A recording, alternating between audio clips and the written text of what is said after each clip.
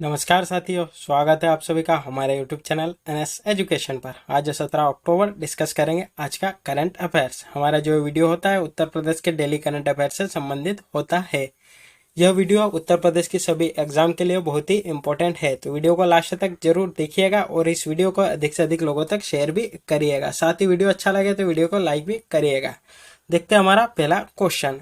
यह जो क्वेश्चन है इसका आपको हमें कमेंट करके आंसर बताना है। आज से हम एक नई शुरुआत कर रहे हैं जिसमें कि सबसे स्टार्टिंग में आपसे एक क्वेश्चन पूछा जाएगा जिसको कि अगले दिन हम डिस्कस करेंगे।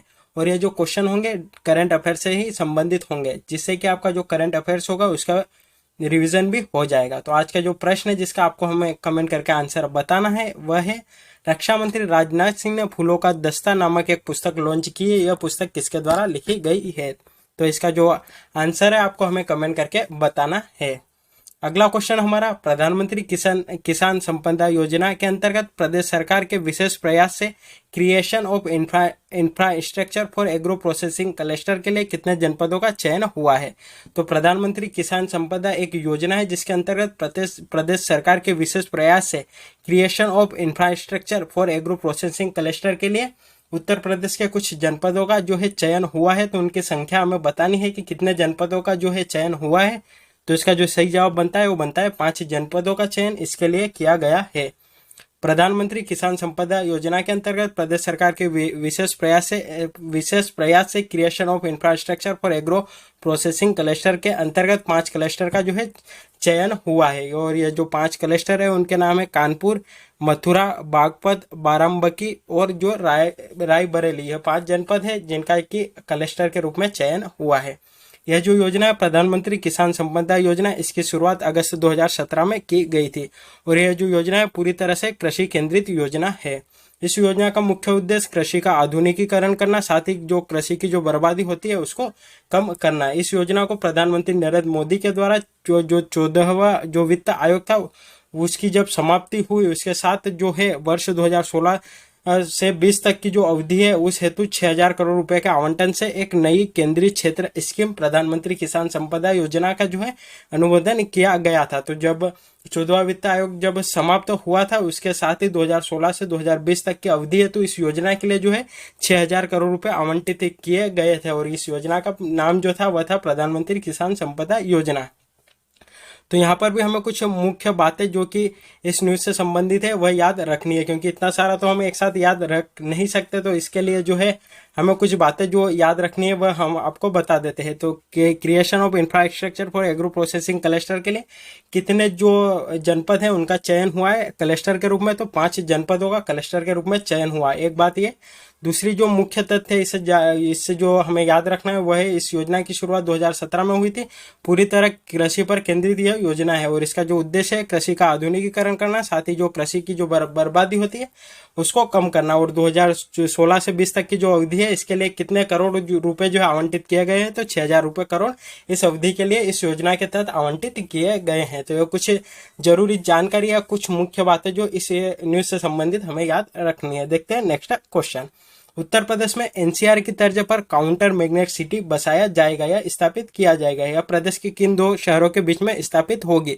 तो काउंटर मैग्नेट सिटी प्रदेश के किन 2 शहरों के बीच में स्थापित होगी? तो इसका जो सही जवाब बनता है वो बनता है लखनऊ और कानपुर के बीच काउंटर मैग्नेट सिटी जो है स्थापित की जाएगी। राष्ट्रीय राजधानी क्षेत्र एनसीआर की तर्ज पर लखनऊ विकास प्राधिकरण, लीडा, उन्नाव विकास प्राधिकरण और कानपुर विकास प्राधिकरण के क्षेत्रों को मिलाकर काउंटर मैग्नेट सिटी जो है उसको बसाया जाएगा। और इसका जो मुख्य मकसद होगा एनसीआर के दबाव को जो है कम करना है। तो इसका जो प्रमुख उद्देश्य जो एनसीआर में जो दबाव है उसको कम करना है। इसमें एनसीआर की तरह ही सभी सुविधाएं जो है दी जाएगी जिससे कि जो पलायन होता है उसको रोका जा सकेगा और लोगों को जो है रोजगार की सुविधाएं भी उपलब्ध होगी। देश भर में अभी जो वर्तमान में जो काउंटर मैग्नेट सिटी की संख्या है वह 5 है। और यह कहाँ पर है या किस राज्य में जो है स्थित है? तो एक जो है ग्वालियर में स्थित है, एक बरेली रामपुर में स्थित है, तीसरी पटियाला में है, चौथी कोटा में और 5वीं जो है हिसार में है। तो ये कुल मिलाकर देश भर में अभी वर्तमान में 5 काउंटर मैग्नेट सिटी है। और अगर यह जो बनी तो यह अपनी 6वें नंबर की काउंटर मैग्नेट सिटी होगी। तो यह कुछ काउंटर मैग्नेट सिटी से जुड़ी कुछ जानकारी थी। देखते हैं हमारा नेक्स्ट क्वेश्चन। उत्तर प्रदेश में डायरेक्ट बेनिफिट स्कीम डीबीटी के लिए डाटा हब बनाया जाएगा। इसे प्रदेश के कितने जिलों में पायलट प्रोजेक्ट के तौर पर जो है संचालित किया जाएगा। तो डायरेक्ट बेनिफिट स्कीम के माध्यम से कई सारी योजना है, उनका जो पैसा है डीबीटी यानी डायरेक्ट बेनिफिट ट्रांसफर या डायरेक्ट बेनिफिट जो स्कीम है उसके तहत सीधे उनके बैंक खातों में आ जाता है। तो इस प्रकार के जो स्कीम है उसको बढ़ावा देने के लिए उत्तर प्रदेश में डाटा हब भी बनाया जाएगा। और ये जो योजना है इसको प्रदेश के कितने जिलों में जो है पायलट प्रोजेक्ट के तौर पर संचालित किया जाएगा। तो इसका भी जो जवाब बनता है वह बनता है 5 जिलों में इसे पायलट प्रोजेक्ट के तौर पर जो है संचालित किया जाएगा। पायलट प्रोजेक्ट का मतलब क्या होता है कि एक तरह से जो ट्रायल होता है, ट्रायल के तौर पर जो है इन 5 जिलों में जो है इसको चलाई जाएगी। अगर ये सफल या सक्सेसफुल होती है तो अन्य जो जितने जिले हैं उत्तर प्रदेश के उनमें संचालित की जाएगी। अब डायरेक्ट बेनिफिट स्कीम डीबीटी के तहत हर लाभार्थी को अपना एक यूनिक आईडी नंबर होगा। यानी कि यह जो स्कीम है इसके तहत अब जो प्रत्येक नागरिक होगा उसको एक यूनिक आईडी नंबर दिया जाएगा। साथ ही जो प्रदेश के 26 विभागों की 123 ऐसी योजना है जिसमें छात्रवृत्ति, पेंशन या अन्य आर्थिक मदद सीधे खाते में जाती है। डीबीटी के इन लाभार्थियों के लिए अब सरकार एक एकीकृत पोर्टल यानी डाटा हब बनाने जा रही है। तो ऐसी कुछ योजना है जिसमें कि छात्रवृत्ति हो गया, पेंशन हो गया, इनके तहत जो आर्थिक मदद दी जाती है उसको बढ़ावा देने के लिए इस प्रकार का जो हब है उत्तर प्रदेश में बनाया जा रहा है। और जो 5 जिले जिनका कि चयन किया गया है क्योंकि यह जो योजना है या जो डाटा हब है यह पायलट प्रोजेक्ट के तौर पर चलाया जाएगा। तो इसका यह जो 5 जिले हैं वह है सोनभद्र, गोरखपुर, चित्रकूट, श्रावस्ती और मुरादाबाद में जो है पायलट प्रोजेक्ट के तौर पर जो है यह इस प्रकार की यह जो योजना है इसका संचालित किया जाएगा। और अगर इसमें सफलता मिलती है तो पूरे 75 जिलों में जो है इसको लागू किया जाएगा। साथ ही इस योजना का जो नियोजन विभाग है जिसके द्वारा इस योजना का क्रियान्वयन किया जा रहा है उसने इसकी जो जिम्मेदारी है वह श्रीटोन इंडिया लिमिटेड को दी है। यानी कि डाटा हब बनाने की जो जिम्मेदारी है श्रीटोन इंडिया लिमिटेड को दी गई है। और श्रीटोन इंडिया लिमिटेड वही है जिसको कि UIDUI ने आधार कार्ड में संशोधन और वेरिफिकेशन आदि के अधिकार दिए हैं। तो आपके आधार कार्ड में कुछ गलती हो जाती है जिसका कि आप संशोधन कराते हैं या जब नंबर ऐड कराकर जब वेरिफिकेशन कराते हैं तो वह किस कंपनी को जो है इसका का अधिकार दिया गया है। तो इसका जो सही जवाब बनता है वो बनता है श्रीटोन इंडिया लिमिटेड को जो है इसका जो है अधिकार दिया गया है। यहाँ पर भी अपने को 2 से 3 बातें जो मुख्य तौर पर याद रखनी है। तो इस प्रकार का जो डाटा हब है इसके माध्यम से यूनिक आईडी जो नंबर है वो प्रदान कर दिया जाएगा। साथ ही जो है ये इसके लिए कितने जो जिलों का चयन किया गया है जहाँ पर कि पायलट प्रोजेक्ट के तौर पर चला जाएगी। तो 5 जिलों का चयन किया गया है और उनके नाम सोनभद्र, गोरखपुर, चित्रकूट, श्रावस्ती और मुरादाबाद है। और इसकी जो जिम्मेदारी है श्रीटोन इंडिया लिमिटेड को दी गई है। देखते हैं हमारा नेक्स्ट क्वेश्चन।